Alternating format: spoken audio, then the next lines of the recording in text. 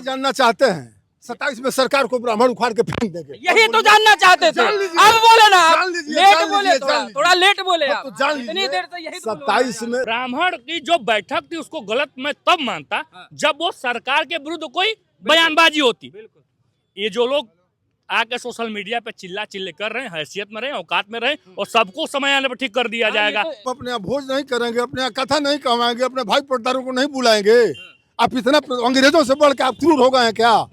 ये तो अंग्रेजों शासन में देखा गया था कि आप मीटिंग नहीं कर सकते हैं। बनाया गया था। ये समाज ने अगर बैठक कर लिया, बैठक करने के बाद इतनी बड़ी चेतावनी दे दी गई, तो इससे लगता है तानाशाह इस सरकार में कहीं न कहीं पूंजीपतियों का हाथ जो है, कौन हाथ है उसको। सुदामा था, उसका सहयोग करने के लिए यदुवंशी कृष्ण आया और कृष्ण ने महाभारत में कहा था कि मेरा अवतार 3 कामों के लिए हुआ है, गाय की रक्षा के लिए, ब्राह्मण की रक्षा के लिए और नमस्कार, आप देख रहे हैं नेशनल अयोध्या। मैं स्वागत करता हूं चैनल पर। बात करेंगे उत्तर प्रदेश की राजनीति पर।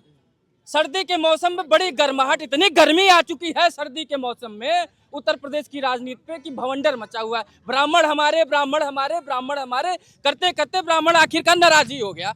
ये 48 विधायकों ने क्या विधानसभा में बैठक कर ली, बीजेपी को रास नहीं आया। प्रदेश अध्यक्ष नए नवेले बने, खोजते खोजते तो बन गए आखिरकार, लेकिन वो नाराजगी जारी करते हुए कह दिए दोबारा अनुशासनहीनता की तो कार्रवाई हो जाएगी।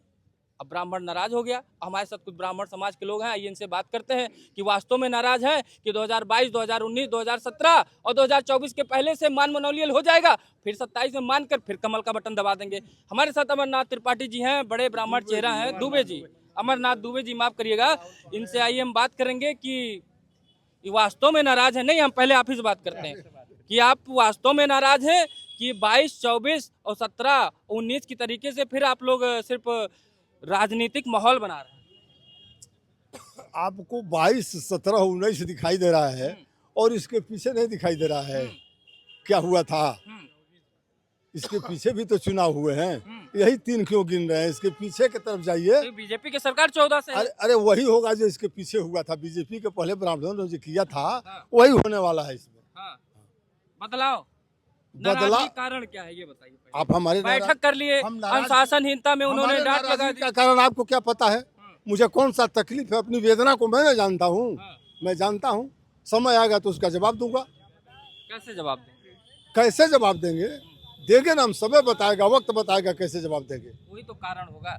बीजेपी के कुछ लोग कह रहे हैं कि राष्ट्रीय अध्यक्ष जेपी नड्डा साहब ब्राह्मण समाज के, महाराष्ट्र में हो, आसाम में हो, सुनिए बात सुनिए, चाहे राजस्थान में हो, ब्राह्मण मुख्यमंत्री है, तो ब्राह्मणों को दिक्कत क्यों? उत्तर प्रदेश में 10 साल से ब्राह्मण आप हमको ये बताइए, ये लोकतंत्र है, ये हमारे विधायक जो ब्राह्मण हैं, पता नहीं 55 या कितनी संख्या में थे, क्या इनको मीटिंग करने का अधिकार नहीं है? और इनको चेतावनी दी जा रही है, इनको धमकाया जा रहा है कि आगे से ऐसा किए तो फिर खैर नहीं होगा। बैठक से कोई नाराजगी नहीं, चेतावनी से नाराजगी आपको लग रहा है? नहीं, बैठक नहीं कर सकते हैं ये। बैठक क्यों नहीं कर? सबका संवैधानिक आपको नाराजगी क्यों हो गई? आप इतना प्रदेश अध्यक्ष से नाराजगी हो गई आपको? वही प्रदेश अध्यक्ष को कह रहे हैं, क्यों इतनी नाराज हो गए वो? क्या उनको दिक्कत हो गई हमारे बैठक करने से, हमारे मिलने जुलने से? उनका कहने का मतलब है कि अभी नवनिर्वाचित अध्यक्ष बने हैं, उनके कार्यकाल में पहला ये जो है ब्राह्मणों ने एक जातिगत जो है बैठक की, हम ताकि अनुशासन बना रहे, इसलिए हमने अनुशासनहीनता को भंग न हो, आगे से कोई बैठक न हो, इसलिए हमने रोक टोक। अरे भाई, हम अपने यहाँ भोज नहीं करेंगे, अपने यहाँ कथा नहीं कहवाएंगे, अपने भाई पटदारों को नहीं बुलाएंगे। आप इतना अंग्रेजों से बढ़ के आप क्रूर हो गए हैं क्या? ये तो अंग्रेजों शासन में देखा गया था कि आप मीटिंग नहीं कर सकते हैं, बात नहीं कर सकते हैं। आप तो उनके चाचा हो गए, उनके बाप हो गए। इससे बढ़िया सरकार तो अंग्रेजों की थी। लेकिन उप मंत्री ब्रजेश पाठक हैं यहाँ के, उसके पहले दिनेश शर्मा थे, वो भी ब्राह्मण। तो इसके लिए हम क्या करें? तब भी नाराजगी। लंका में विभीषण नहीं था? तो विभीषण है, आप किसको कह रहे हैं? अरे भैया, मैं कुछ नहीं कह रहा हूँ, किसी को नहीं कह रहा हूँ। जो ब्राह्मणों के खिलाफ, ब्राह्मणों के मंच से हट करके बात करेगा, उसको हम ब्राह्मण स्वीकार नहीं करते हैं, उसको हम विभीषण ही मानते हैं, उसको हम कुलद्रोही ही मानते हैं। वो पदलोलुपता में पड़ा हुआ है, पड़ा रहे, समय आने पर उसको भी पता चल जाएगा कि तुम्हारी औकात क्या है, तुम्हारी हैसियत क्या है, चाहे वो कोई भी व्यक्ति हो। कौन सा समय आएगा, कौन सा बदलाव करेंगे 2027 में आने वाले समय? अभी से कहीं ना कहीं माहौल बनना आप शुरू क्या जानना चाहते हैं? 27 में सरकार को ब्राह्मण उखाड़ के फेंक देंगे। यही तो जानना चाहते थे। जान लीजिए, अब बोले ना, जान लीजिए, लेट जान बोले, लीजिए, थोड़ा लेट बोले अब आप। तो जान इतनी लीजिए, देर से यही तो 27 में अब ब्राह्मण समाज भारतीय जनता पार्टी की सरकार को उखाड़ करके फेंक देगा। बस यही जानना था, क्या कर रहे हैं आप? सुन लीजिए, अच्छा, अभी आ रहे जाने वाला भी पूछ रहे हैं। जाने वाला भी पूछ रहे हैं श्रीवास्तव। जाने वाला, कांड कराएंगे। अरे भैया, अरे जाने, बेइज्जत होकर अरे चले भाई आएंगे। अब सुनिए, हम कहाँ जाएंगे, हाँ। हम कहाँ जाएंगे? ये सब भाजपा में रहे, कहीं नहीं जाएंगे ये एक सुन लीजिए कहाँ जाएंगे। हाँ। एक जमाना था, हाँ, एक जमाना था, हाँ, एक जमाना था जब एक ब्राह्मण जो था अपनी गरीबी से एकदम बेहाल था, उसका नाम सुदामा था। हाँ। उसका सहयोग करने के लिए यदुवंशी कृष्ण आया, और कृष्ण ने महाभारत में कहा था कि मेरा अवतार 3 कामों के लिए हुआ है, गाय की रक्षा के लिए, ब्राह्मण की रक्षा के लिए और धर्म की रक्षा के लिए। तो जहाँ मेरे धर्म के, मेरे सम्मान की रक्षा होगा वहाँ मैं जाऊंगा, वो है समाजवादी पार्टी में, वहाँ जाऊंगा। इटावा में हुआ है धर्म की रक्षा और उनके स्वाभिमान की रक्षा। इटावा में हुआ तो है भी, ये जगह और कहीं हुआ है। वो पंडित और यादव में खूब लड़े हैं। ये लोग कहीं नहीं जाएंगे। ये लोग केवल भारतीय जनता पार्टी में रहेंगे। देखिए, भारतीय जनता पार्टी ब्राह्मण अभी शांति वाला डिबेट थोड़ा कर ले, थोड़ा शांति वाला कर ले, थोड़ा शांति वाला। राहुल क्या कर रहे हैं? शांत रहिए, शांत रहिए। देखिए, ब्राह्मण को चाहिए सम्मान। ब्राह्मण राजा बनता नहीं, राजा बनाता है। बताइए सच्चाई है कि नहीं? राजा चाणक्य ने बनाता है। राजा बना नहीं, बनाया। देखिए, इतने बड़ा शासन उखाड़ के फेंक दिया धनानंद। देखिए, ठीक। चूंकि जो प्रदेश अध्यक्ष जी जो बयान दिए हैं वो डिप्रेशन में होके दिए हैं। जानते हैं क्यों? क्योंकि 7 बार के सांसद और केंद्रीय मंत्री प्रदेश में आ गया और प्रदेश का नेता राष्ट्रीय अध्यक्ष बन गया। ये डिप्रेशन में है। चलिए कोई बात नहीं, पार्टी ने जिसको जो कमान दिया वो अपना संभाले।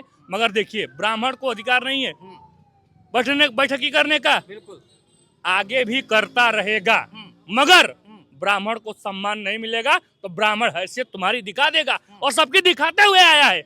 आप इतिहास उठा के देख लीजिए।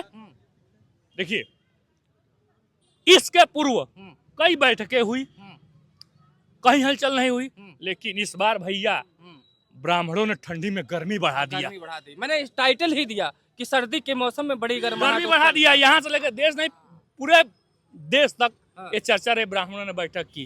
भाई, उनके अंदर भी कुछ बातें होंगी, कुछ तकलीफें होंगी, अपनी बातें शेयर अपने आप करते हुए। देखिए, ब्राह्मण की जो बैठक थी उसको गलत मैं तब मानता जब वो सरकार के विरुद्ध कोई बयानबाजी होती।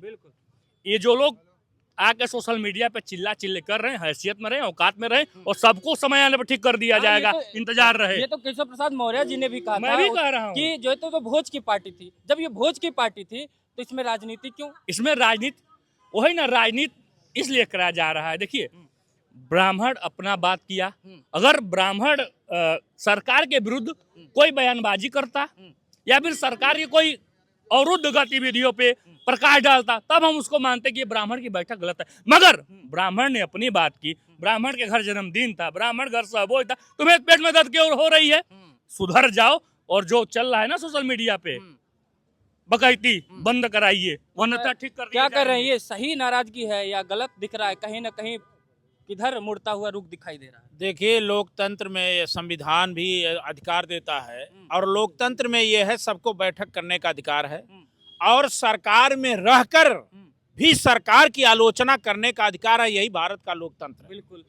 अगर सरकार में ही रह करके हमारी ही सरकार हो, या वो हम सरकार में पदाधिकारी हो और सरकार गलत राह पे जाती हो, अगर उसका भी आईना दिखाना ही भारत का ये संविधान है, भारत का ये लोकतंत्र है, और जब तक ये आईना नहीं दिखाया जाएगा तो हो सकता है गलतियों में सुधार नहीं होगा। बिना आईना दिखाए नहीं। बिना आईना कैसे होगा? इसलिए पक्ष विपक्ष होता है।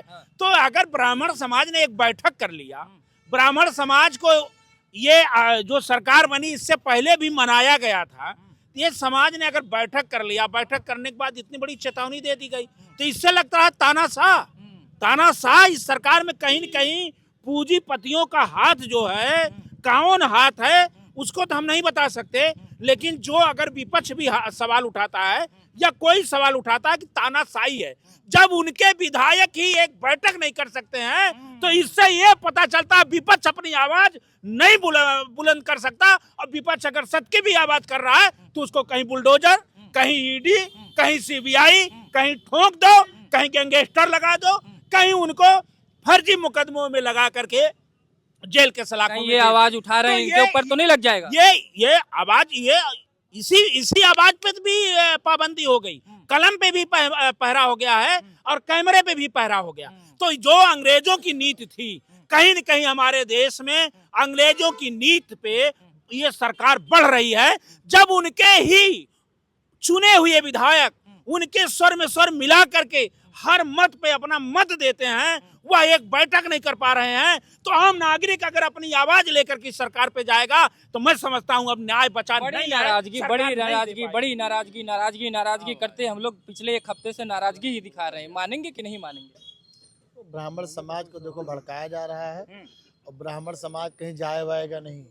ये खाली भारतीय जनता पार्टी के साथ में, ठीक है, प्रदेश अध्यक्ष जी ने ऐसी कोई उन्होंने गाली नहीं दिया जो आप लोग पूछ रहे हैं कि हड़का दिया, डांट दिया। क्या डांटा है? उन्होंने पत्र में आपने कहा कि भाई मीटिंग किस बात की हुई है, बस इतना ही खाली बात थी। उन्होंने कोई चेतावनी समझ दी कि भाई क्या कहते हैं, आपने कोई लेटर देखा क्या उन्होंने क्या हड़काया किसी को?